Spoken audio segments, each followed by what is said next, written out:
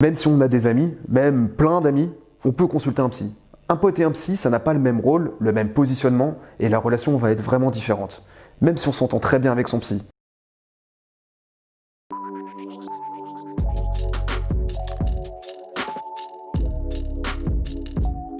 Bonjour à tous. Aujourd'hui, j'avais envie de casser une idée reçue, un truc que j'ai trop entendu et que j'entends encore trop souvent. Et ce fameux truc, c'est les phrases, vous savez, les phrases du genre t'as besoin d'un psy, t'as pas d'amis pour parler? Ou si j'ai quelque chose qui va pas, ou que j'ai besoin d'un conseil, je vais pas payer un psy, j'ai mes potes qui sont là pour moi, etc., etc. Alors je vais essayer de dire pourquoi ce genre de phrases sont à traiter avec la plus grande sévérité. Non, je plaisante. Je vais juste essayer d'expliquer calmement, promis, en quoi, à mon sens, c'est une erreur de raisonnement de dire cela. J'ai 5 minutes pour parler de ce sujet, pas une de plus, défi relevé. En tout premier lieu, ce genre de phrase laisse entendre que si vous allez voir un psy, c'est que quelque part, vous n'avez pas d'amis. Le psy serait donc un ami à louer que vous payez pour écouter vos problèmes et qui, tel un ami chaleureux, vous offrirait son épaule sur laquelle vous épanchez. Et en plus, il ne répondrait que « Alors non, hein, non ». Et ce, pour plusieurs raisons. La première raison, c'est que précisément, l'intérêt de consulter un psychologue, que ce soit pour une thérapie ou pour du soutien même, c'est que le psychologue, vous ne le connaissez pas, il est totalement extérieur à votre vie. Du coup, il est possible, peut-être même plus confortable, d'aborder certains sujets, qui dans d'autres contextes seraient embarrassants, difficiles à assumer socialement, voire même carrément inabordables sans se heurter à un jugement négatif. Le psy, il ne juge pas. C'est pas juste une formule. Le contexte de la consultation, le fait que ce soit notre métier, fait que réellement on ne juge pas la personne que l'on reçoit. Mais ce paradigme du jugement dans le cadre d'une consultation, c'est un vaste sujet qui fera peut-être l'objet d'une prochaine vidéo. En tout cas, il ne juge pas, c'est la première chose. Ensuite, ce qui est dit ne sortira jamais du cabinet, à moins d'avouer un meurtre. Là, on doit signaler, c'est la loi. Un ami, ça peut répéter. On connaît tous les phrases du style « Tu sais pas ce qu'il m'a dit, tu dis pas que je te l'ai dit, hein ». Même avec une bonne intention parfois. Hein.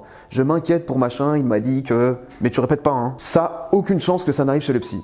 Ce que vous dites n'aura aucun impact socialement ni professionnellement. Cette distance, elle permet d'ailleurs, même au psy, de mieux travailler, de mieux penser à la problématique, d'être plus objectif. C'est en partie pour cela que l'on ne reçoit jamais nos amis en consultation et que l'on évite au maximum de faire le psy avec nos proches. Deuxième raison, le cadre, le contexte et la formation. Un psy est formé pour mener un entretien qui a pour but d'aborder certains sujets, d'interpréter les dynamiques qui vont sous-tendre un discours, de comprendre une problématique, de mettre au travail le patient. Le psy, en tant que personne, s'efface lors de la consultation.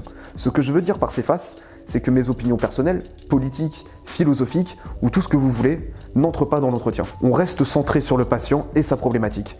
Et ça, c'est beaucoup moins évident lors d'une discussion entre amis, parce que le cadre et le contexte diffèrent. Le cadre, ça va être toutes les règles implicites et explicites qui régissent la relation de psy à patient. Le fait de se rencontrer à une date et une heure déterminée, à l'avance, le fait de payer la consultation, le fait de se tutoyer ou de se vouvoyer, etc., etc. Le contexte, ça va être le fait que quand on est en consultation, on y est pour parler de soi, de ce qui nous motive à consulter et d'avancer dans le processus enclenché avec le psy. Donc en gros, c'est ok de prendre une heure et de parler de soi, de ses blocages, de ses névroses, de ses doutes, ressentis, symptômes, etc. C'est fait pour.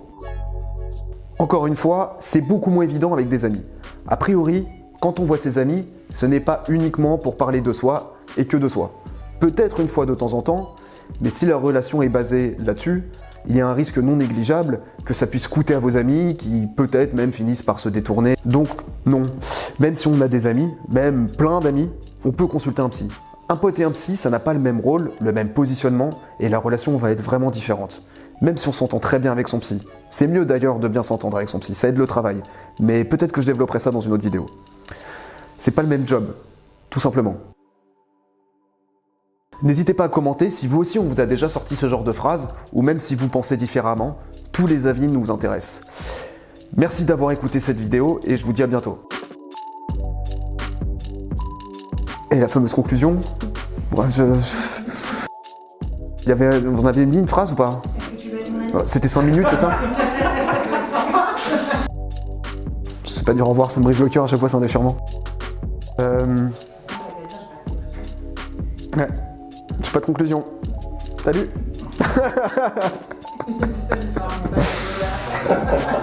Je vais essayer. Ça va faire une coupure au milieu, donc... Tu veux que je recommence? Ouais, c'est mieux si ça va le faire. Ok, vas-y, je le fais. Alors n'hésitez pas à commenter si vous aussi on vous a déjà sorti ce genre de phrase ou si vous pensez différemment de moi. Tous les avis nous intéressent. Merci d'avoir écouté cette vidéo et à bientôt.